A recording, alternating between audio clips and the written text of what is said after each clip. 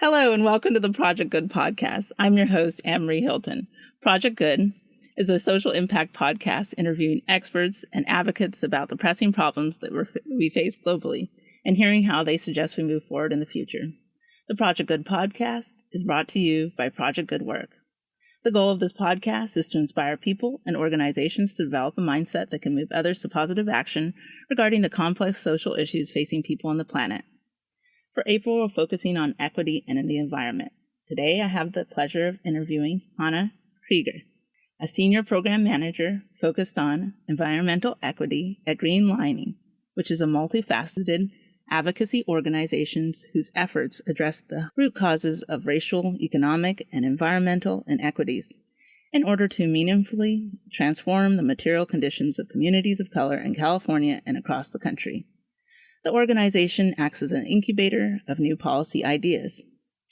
As an environmental equity program manager, Hana contributes to the development and implementation of policies leading to clean transportation and mobility investments in California that result in positive health, environmental, and economic outcomes. Her work is focused on the intersection of transportation, climate change, and economic opportunities for low-income colors of community. Let's get into the interview.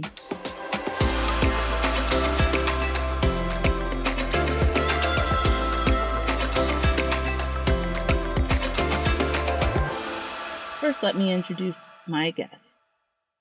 Hana, Senior Program Manager focused on environmental equity at Greenlining. She contributes to the development and implementation of policies leading to clean transportation and mobility investments in California. Her work is focused on the intersection of transportation, climate change, and the economic opportunities of low-income communities of color. She has been the lead author of several reports, with her most recent being Clean Mobility Equity, a playbook, lessons from California's clean transportation programs. In addition, she serves on a number of advisory committees for cities, agencies, universities, and nonprofits for projects relating to shared mobility. Welcome, Hana. Hi, happy to be here. So happy to have you, and thank you so much for taking time with us out of your busy schedule. So before we get into the questions and to set the stage, I'd love to hear from you your definition of environmental equity. Yeah, no, it's a great place to start. And I think people will have various definitions across the board, but just to kind of draw out the difference between environmental equity versus environmental justice, and this is just from Greenlining's perspective, but environmental justice is more so concerned with preventing the environmental bads. So reducing pollution, maybe closing down an oil refinery near a neighborhood. Environmental equity works more so to bring environmental goods into those same communities that are experiencing disproportionate pollution.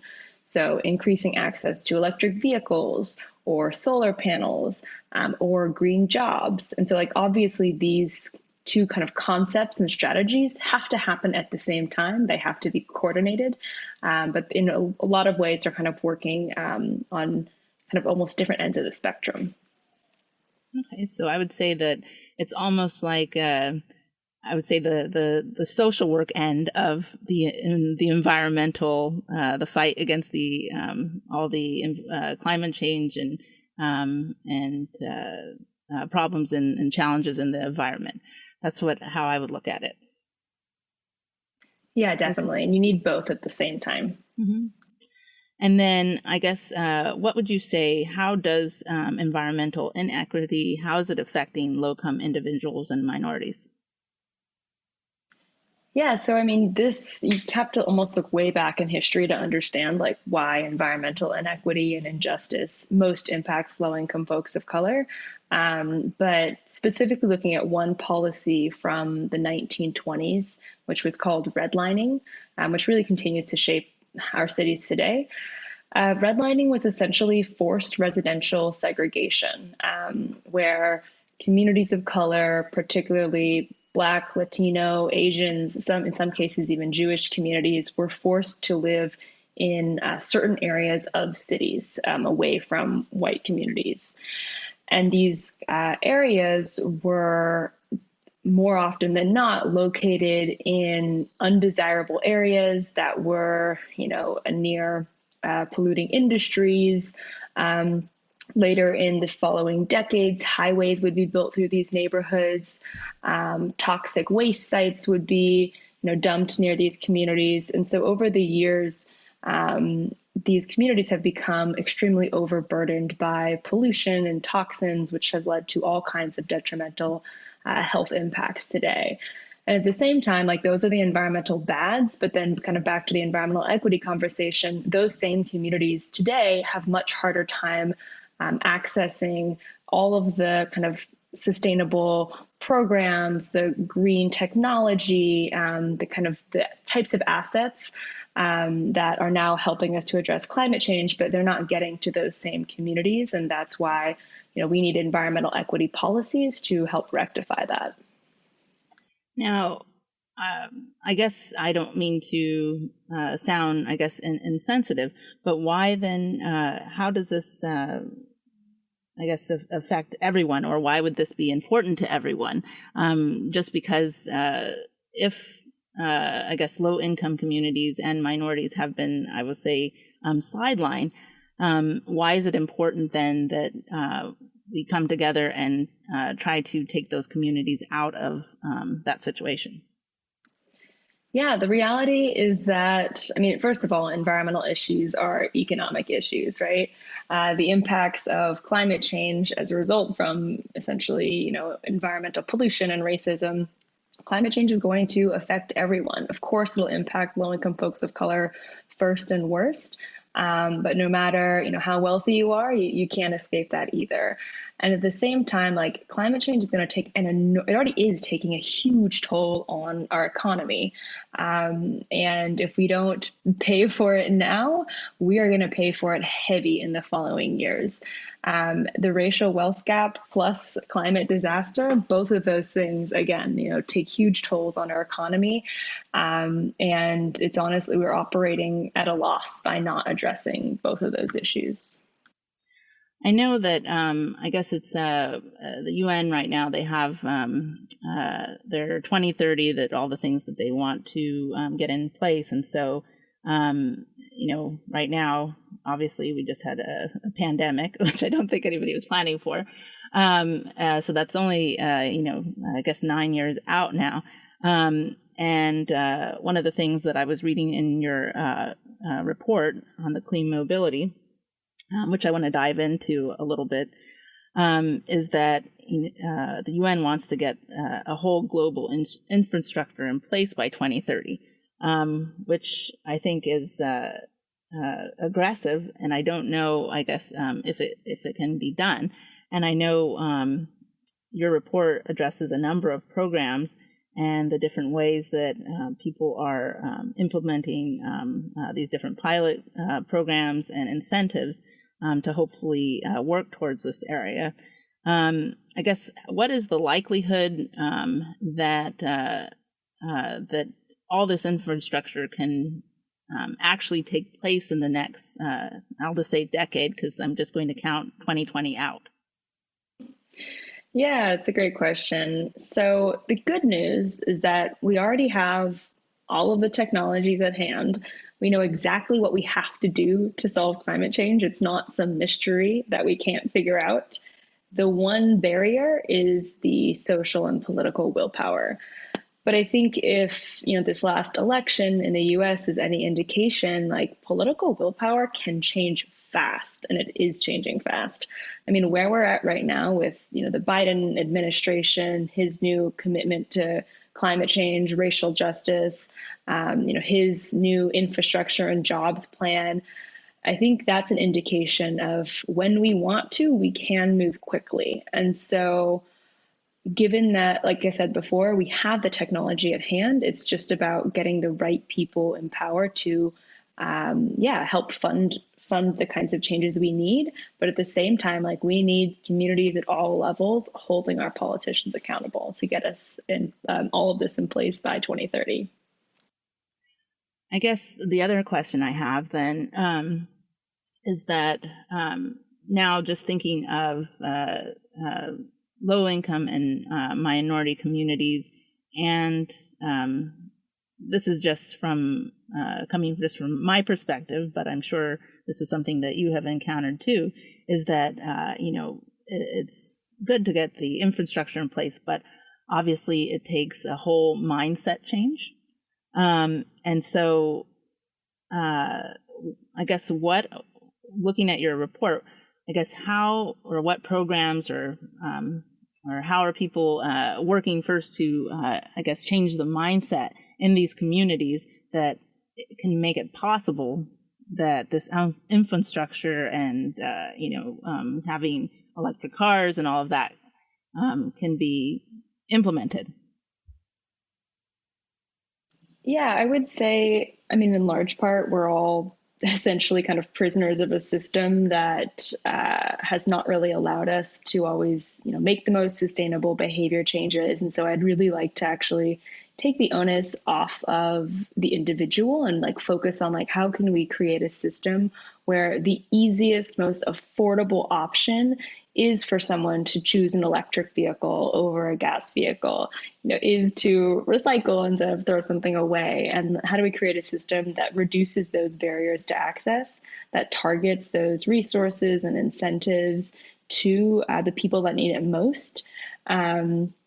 Because at the end of the day, of course, individual actions are important. Of course, individual responsibility is critical, but it's that collective action, when all of us are working in the same direction, that's going to have that impact. And so as advocates and policymakers, we have to create those kinds of systems and programs.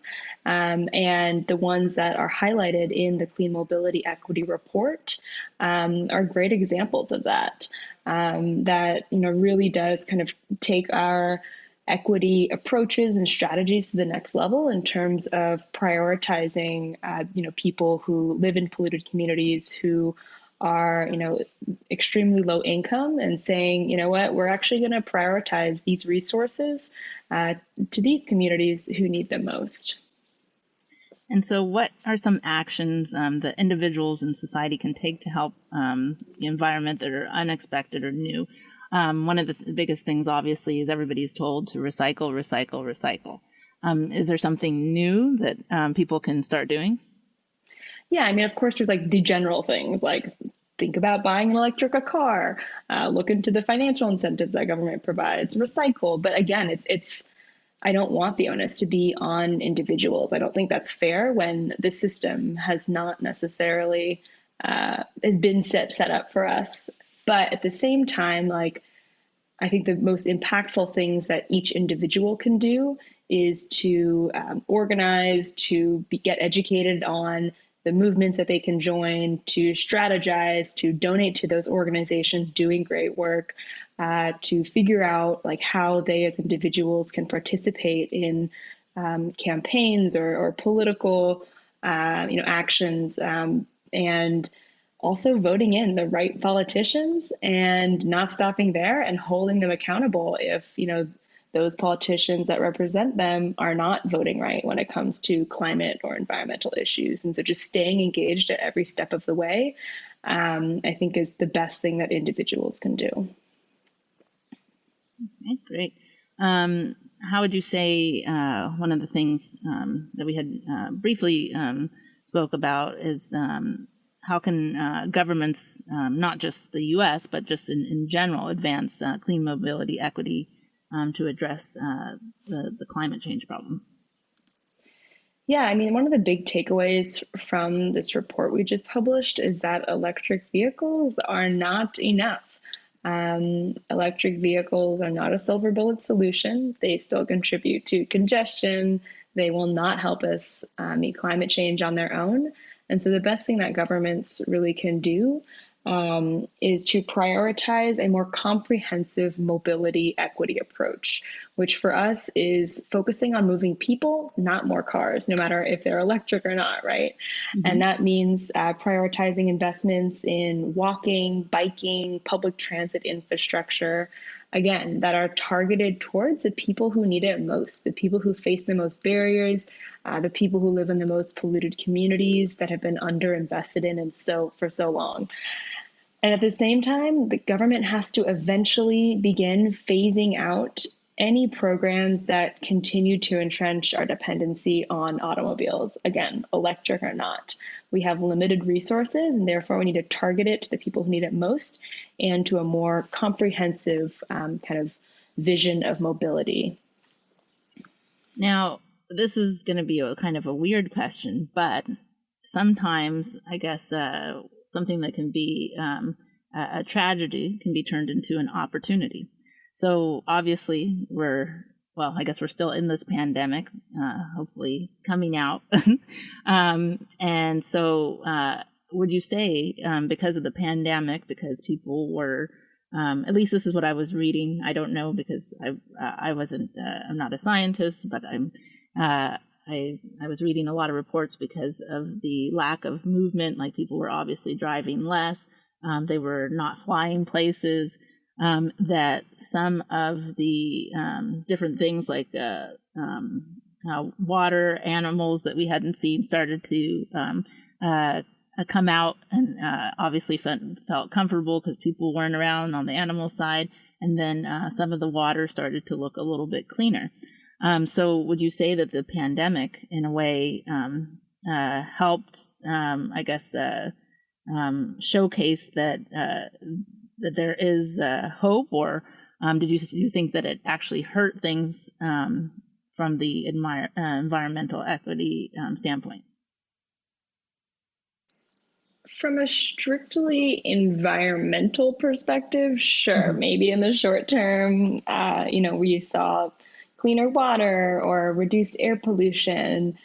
And in the long term, I think I'm a little bit less confident in that. I think specifically pointing to the drop in public transit ridership in this last year, hopefully it's just a temporary thing, but I think people may be a little bit more hesitant to get on a train with other people, even in a post-pandemic world.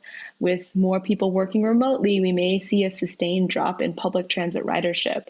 And the fear there is that already our public transit agencies are struggling with a drop in fares. And we know that low-income transit-dependent people are going to be harmed the most by a drop in ridership, a drop in fare revenue, which ultimately means service cuts for public transit. So kind of looking at environmental equity impacts more broadly with kind of a lens on public transit, that's I think where my biggest fear is. And are wealthy people going to now prefer to drive to work instead of take the train? Is that going to lead to more long-term, transportation, greenhouse gas emissions? So that's obviously, kind of a very focused look on the transportation sector. But I think, unfortunately, unless we make big changes, that's the direction we may be heading. Okay. Yes.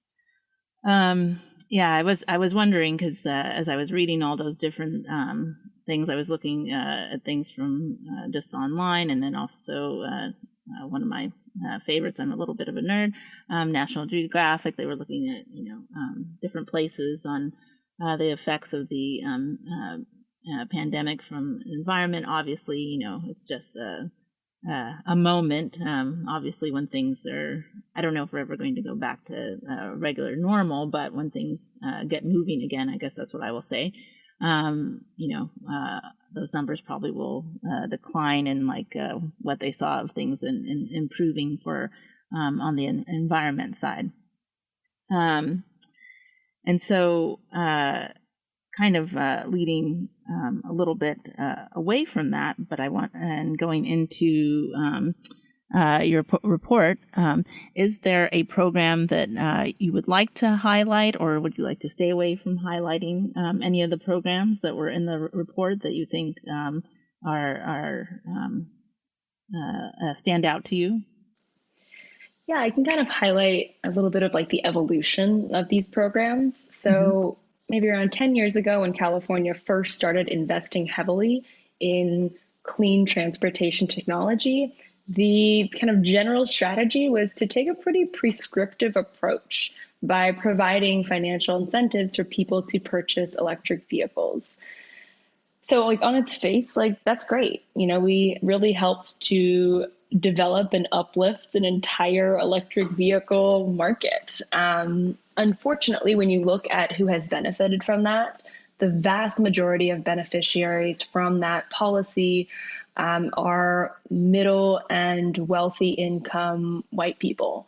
Many of them who bought very fancy, expensive electric vehicles. And so from an equity perspective, like with our limited resources, that's not who needs those resources and incentives the most. And so kind of with that as background, the programs that I'd like to point to are ones that are moving away from a prescriptive approach, ones that are specifically targeted to low-income folks of color, and ones that are driven by individual community needs and recognize that an electric car does not work for everyone. That does not meet the mobility needs of many people. And so one program I'd like to highlight is the Sustainable Transportation Equity Project. This was probably one of the newest programs. It's 100% targeted to communities that suffer the most from pollution and poverty. And what it does is that it funds those communities to do a community-driven planning process to assess their needs, to figure out what kinds of mobility options best meet their needs. Is it electric vehicles? Is it public transit infrastructure or better bike lanes? And at the same time, this program also requires that there'll be a kind of interlocking complementary investments in anti-displacement measures, because we want to make sure that all these new technologies coming in doesn't have unintended consequences. There's also required climate adaptation plans, again, to make sure there's no unintended consequences of this investment. There's also required workforce development plans, because we know that every single investment can have positive impacts for green jobs and workforce development and training. And so then this program also funds the implementation of those plans, of those infrastructure, the mobility plans, the potential jobs and workforce training. And so this program has recently been awarded to, I believe, 12 communities across California to do the planning grant, and then to 3 communities to do the implementation grant. I believe in Los Angeles, Fresno, and the city of Stockton. And so this is a really innovative program. It's one that we're recommending be hugely increased in the amount of funding. We're recommending that it be replicated and scaled up on a national level, because it really provides a model of what could the most inclusive, equitable, innovative mobility program look like. One that's driven by community needs and is targeted to those who need it the most. Okay. And so what would you say is often the greatest barrier to getting these programs implemented? Is it just money, or is it just people, or a combo?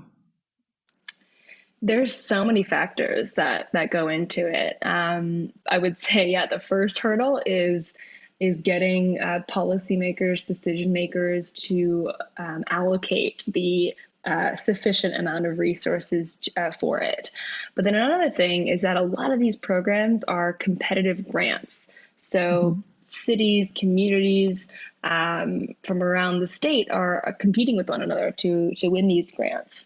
And the reality is that even though these are all targeted towards low-income communities of color, the communities that have just a little bit more resources, have a little bit more capacity, maybe a little bit more technical expertise, often win out on those competitive applications.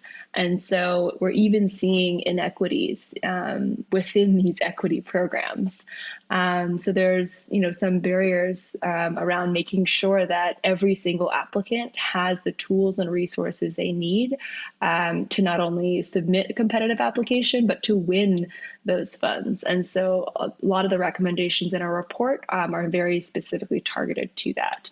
And at the same time, a lot of these programs require a partnership between a city, a community-based organization, community leaders, other groups. And that is something that's a little bit easier said than done. That requires trust, that requires kind of a structure for developing a inclusive and equitable partnership. And those things take time. It definitely does not happen overnight. But for us, like, that is what constitutes an equitable program. So that kind of leads to the barrier that I always see when it comes to I'm just because obviously I'm not the mobility expert, but one of the things that I'm familiar with is from a real estate perspective. So obviously the population has grown, and in California there's a housing shortage and things like that, and obviously then builders and contractors have started to move into different neighborhoods, and then this brings up the whole thing of gentrification. And usually with gentrification, the communities that used to be low income or I'll just say had ethnic minorities in it often get pushed out, not just sometimes for financially, but just because it changed, is no longer their community, and the things that used to be common, such as ethnic grocery stores. Like I once read this article. I guess there were a lot of people who were going then to like the Spanish grocery store, and so then since everybody was going to the Spanish market because they had the best tortillas and they had these desserts, and then all of a sudden people wanted to start eating goat, and people never were eating goat before when they went, and then they started going to the markets, and the prices in the Spanish market, because of course the people were willing to buy more and the demand was more, started to go up. And so then the people who were used to be in that community could no longer even afford the food that was native to them because it started to become overpriced. And so the same thing, I guess, the fear that I always see with moving into this higher technology is that it starts to naturally just push out those that are low income, not because necessarily they don't want to, obviously participate, but they just can't, or in some ways, they like the old ways. So how do, I guess, as you were saying, for trust and building trust and these relationships, I guess, what would you say are the best ways that either like governments or cities, how can they go about building trust that this is not going to happen to these communities, that all of a sudden they're displaced and and they don't even recognize their own community anymore? Yeah, so there's been lots of cases cited where electric vehicle charging stations pop up in these kind of, transitional neighborhoods where gentrification is kind of starting to creep in. And the original residents are like, well, what the hell is this? Like, this isn't for me. I don't have an electric car. Like, this is a very clear indication of gentrification. I don't like this. And completely understandably so. Like, no one probably asked them where they wanted the electric car charger to be. They've never even, heard of one. They don't know how they can access one. And so that's why we push for these community-driven clean mobility programs that are highlighted in the report, where those residents are deeply and intimately involved in shaping what those investments are going to look like. And therefore, we can be sure that the kinds of investments, whether that's simply, a sheltered bus station or a safer sidewalk, if they've been involved in deciding what kinds of investments should be instituted there, they're going to be like, that is for me. I was involved in that process. I'm, empowered in this process. And that's not to say that that alone will not solve, displacement and gentrification. That's why it's important that these programs build in anti-displacement measures. But again, anti-displacement in a way that is community driven, because anti-displacement measures look completely different in every community.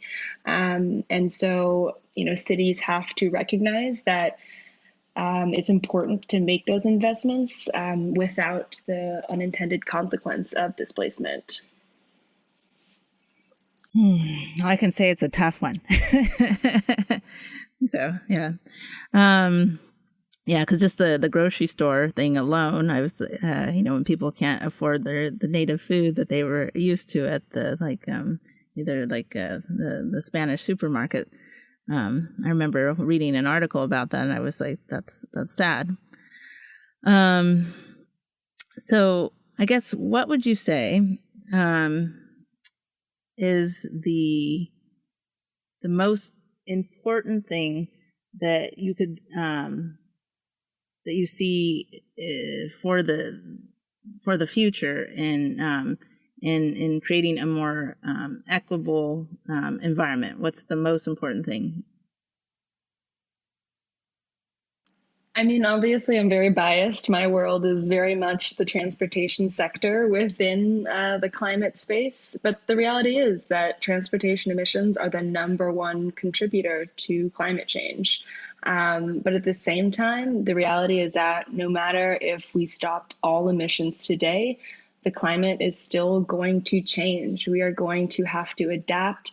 We have to prepare now. We have to build more resilient cities in the face of these kind of really scary changes. And so I'd say that we both have to reduce emissions as fast as we can, but also come to terms with the reality that we're going to be living in a much different world. And government really has to provide the funding and the structures to help ensure that the most vulnerable populations, which again we know are low-income folks of color, who are going to be able to weather that storm. Okay, perfect, beautiful answer. Well, thank you so much for informing us about clean mobility and about the different programs and ways that low-income individuals are affected, and how that it's all intertwined with economics and the environment, and that none of us, whether we are a low-income minority or not, that we are all in this together. I guess that's the tagline that we took from 2020. We're all in this together, and even more so with the environment. So thank you, Hana, for sharing that with us. And then I would like to know, for people who would like to dive in a little bit deeper into the report, I was reading the report and found a lot of the programs quite interesting, and excited to see some of them implemented in the future as I'm here in California. How can people find out a little bit more about you? And then, of course, once they can go online, of course, to download this report. Can you let people know a little bit more about how they can find out more, or probably, or is there a way that they can maybe get these programs implemented or started, or talk to their politicians to get these implemented in their community? Yeah, absolutely. So I think the best resource is to just go straight to the report. Many of them, a community-based organization or resident group, are actually eligible to apply for funding through the state of California. And so I would encourage folks to look at some of those community-driven programs and see if they could do it on their own, but they could also partner with their city, with other government entity. And I would encourage you to also check out the other resources and reports on the Greenlining Institute's website. I have about 5 of them up there, so there should be plenty of reading material there. But yeah, there's definitely lots of resources on our website. Okay, fantastic. Well, thank you again for your time and insight. Thank you so much. Thank you. If you have a passion for an unserved community, a social justice problem, or simply want to change minds, contact Project Good Work at projectgood.work to start your project of change today. To our listeners, thanks for tuning in to Project Good, where we are focused on what matters.